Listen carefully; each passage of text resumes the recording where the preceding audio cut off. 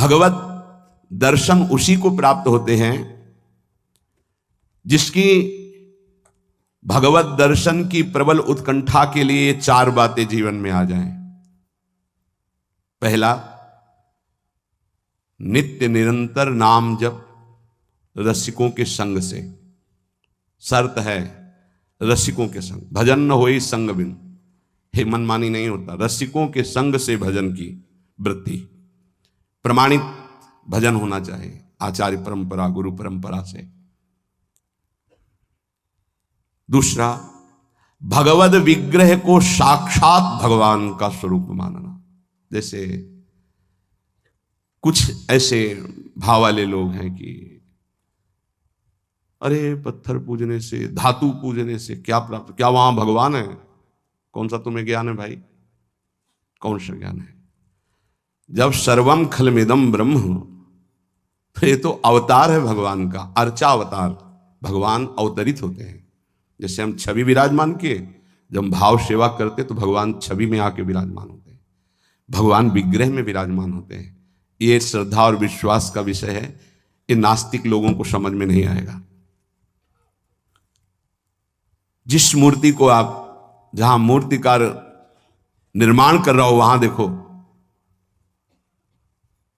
उसी मूर्ति को पूज करके ब्रह्म प्राप्त, भगवत प्राप्त महापुरुष हो गए, प्रेमाश्रुओं से अभिषिक्त किया है।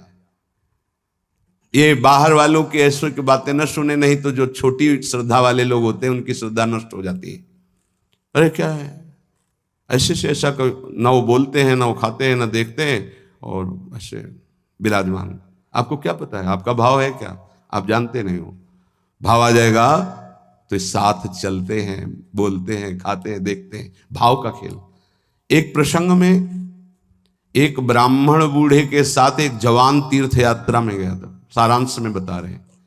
ब्राह्मण तीर्थ यात्रा का इच्छुक हुआ, पर उसको लगा कि मेरे बेटे तो हैं, पर धनी होने के कारण वो विलासिता में युक्त हैं, मेरे साथ तो चलेंगे नहीं। अगर कोई जवान आदमी मिल जाए, मुझे तीर्थ यात्रा करवाए, उसे कुछ भेंट पूजा दे देंगे। एक गरीब ब्राह्मण का जवान लड़का था, बात की तो उसने कहा हमारा भी सौभाग्य होगा कि तीर्थ यात्रा होगी और आप हमारे पिता तुल्य, आपकी सेवा होगी। समस्त तीर्थों में भ्रमण कराया। जब वृंदावन आए तो बहुत सेवा उसने की, उसका मन बहुत प्रसन्न हो गया। धनी का वृद्ध था तो गोपाल जी के दर्शन कर रहा था। उसने कहा वृंदावन को साक्षी करके, गोपाल जी महाराज सामने हैं, मैं बहुत प्रसन्न हुआ तुम्हारे ऊपर, तुमने इतनी सेवा की। एक बेटी ब्याह योग्य है, मैं तुम्हें ब्याह करवा दूंगा अपनी बेटी से। उनका देखो हमने तो नहीं कहा, तुमने कहा है ना, इस बात को ध्यान रखना, वहां जाके भूल मत जाना। ऐसा ही हुआ, सारांश में बताया। वो जब गांव पहुंचा तो वृद्ध की हिम्मत नहीं हुई अपने धनी बेटों से कह दे कि बहन का ब्याह उस गरीब के साथ कर दो। काफी दिन हो गए, कोई चर्चा नहीं, तो ब्याह की बात थी। उस गरीब ब्राह्मण ने जाके कहा बूढ़े ब्राह्मण से कि आपने कहा था भगवान के सामने कि अपनी बेटी का ब्याह तुम्हारे साथ कर देंगे। तो जवान बेटों के भय से उसने कहा मुझे याद नहीं ऐसा कुछ। भाई याद नहीं, तुमने भगवान के सामने कहा था। वो कह रहे हो याद नहीं। तो बेटों ने कहा कि चलो भागो यहां से। भगवान के सामने कहा बुलाओ भगवान को, अगर साक्षी दे देंगे तो हम बहन का ब्याह कर देंगे। बोले पक्का? तो उनको पता था कि मूर्ति कोई बोलती थोड़ी, चलती थोड़ी। तो उनका हाँ पक्का। बोले पंचों के बीच में बोल दो। पहले गांव में पंचायत होती थी, पिंड छुटाने के लिए कि अतरे दिन ये परेशान करेगा। तो उन्होंने कहा पंचों के सामने यदि ठाकुर जी आके गवाही दे दे तो ब्याह करवा देंगे। ओ गरीब आदमी जो कुछ था बेचा, फिर वृंदावन आया। ठाकुर जी गोपाल जी से कहा कि महाराज आपके सामने हमारे ब्याह की बात कही थी इस वृद्ध ब्राह्मण ने, आपको गवाही देना पड़ेगा तब हमारा ब्याह होगा। हाँ कौन सुने। समय हुआ, ठाकुर जी का शयन भोग लगा, पटबंद हो गए, वो बैठे ही रहे बाहर। वाह गोपाल जी महाराज, आप जब बोलोगे तभी हमारा ब्याह होगा, और हम तभी यहां से जाएंगे जब आपको साक्षी दे। सब चले गए थे वो अकेले। उसको विश्वास था भगवान है। अंदर से आवाज आई मूर्ति कहीं चलती है क्या कि चलकर साक्षी दे? बोले महाराज मूर्ति बोलती थोड़ी है, आपने बोला ना तो आओ निकल के बाहर। अब उनके लिए कोई पर्दा है क्या? ललित त्रिभंगी वैसे। बोले देखो यार, अब अब तुम्हारे प्रेम के कारण हम बाहर तो निकल आए, तुम उसको यहीं बुला दो, हम यहीं साक्षी। बोले महाराज वो नहीं आएगा, हमारा ब्याह रुक जाएगा, आपको चलना पड़ेगा। बोले चल तो देंगे, लेकिन देखो हम वृंदावन के ठाकुर हैं, हमको तो अच्छा अच्छा माखन मिश्री और सब भगवान ले बहानेबाजी। बोले महाराज हमें पता था कि आप भोग राग के लिए कहोगे, तो हमारे पास जो संपत्ति थी बेच के आए, खूब खवाते पियाते चलेंगे महाराज। बोले चलो अच्छा, देखो दृढ़ विश्वास। बोले महाराज हम जानेंगे कैसे कि आप आ रहे हो?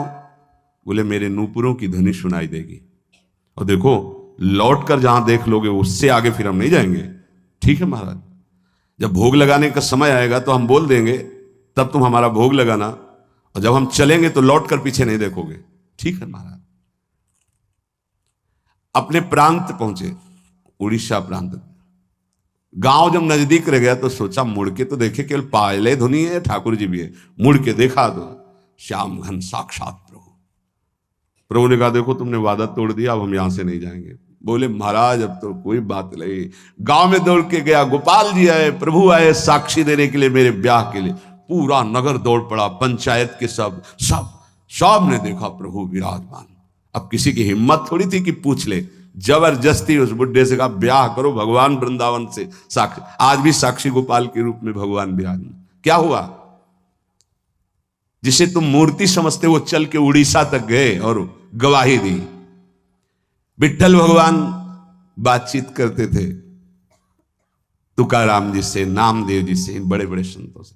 हरिवंश महाप्रभु, सेवक जी महाराज, बंचंद महाप्रभु तक बातचीत करते थे राधा वल्लभ लाल जी। प्रगट में एक बार मोहन चंद्र जी महाराज महाप्रभु के सबसे छोटे लाडले पुत्र थे। महाप्रभु राधा वल्लभ जी की सेवा परिचर्या में थे, तो एक पात्र कटोरा था राधा वल्लभ जी की सेवा का, उसमें चरण छू गया श्री मोहन चंद्र जी का। महाप्रभु ने एक शपथ मारी, प्रभु के पात्रों को ऐसे। राधा वल्लभ जी के जब पत्रावली कर रहे थे तो कपोल में अंगुली बनी, तो उनका जय जय आप। तो बोले मोहन चंद्र के रूप में मैं ही तो अब खेल रहा हूं अपने पात्र, तुमने वहां मारा मुझे देखो लगा। महाप्रभु ने कहा क्षमा कीजिए प्रभु, ऐसी तन्मयता मोहन चंद्र जी की आप में है, ये मुझे पता नहीं था।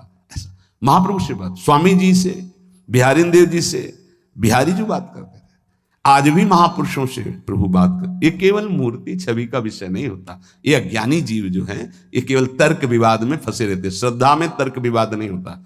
ये तर्क विवाद जहां होने लगे, ऐसी कोई वार्ता होने लगे, श्रद्धालु उपासक को बिल्कुल हट जाना चाहिए। भगवत दर्शन किसको प्राप्त होते हैं? पहला, जो रसिक महापुरुषों के गुरुदेव के अनुसार भजन करता, नाम जप, मंत्र जप। दूसरा, भगवद विग्रह को साक्षात प्रभु मान करके। कहा सो कहां जहां प्रभु नहीं, जब सर्वत्र प्रभु है तब तो हमने प्रभु का श्री विग्रह, अर्चा विग्रह, ये अर्चा अवतार है भगवान का, इनको विराजमान किया, साक्षात मेरे प्रभु हैं। ये बाहरी दर्शन है। तीसरा, प्रभु को अर्पित किए हुए प्रसाद के अलावा अरुचि होना, कुछ भी ऐसा जो हम प्रभु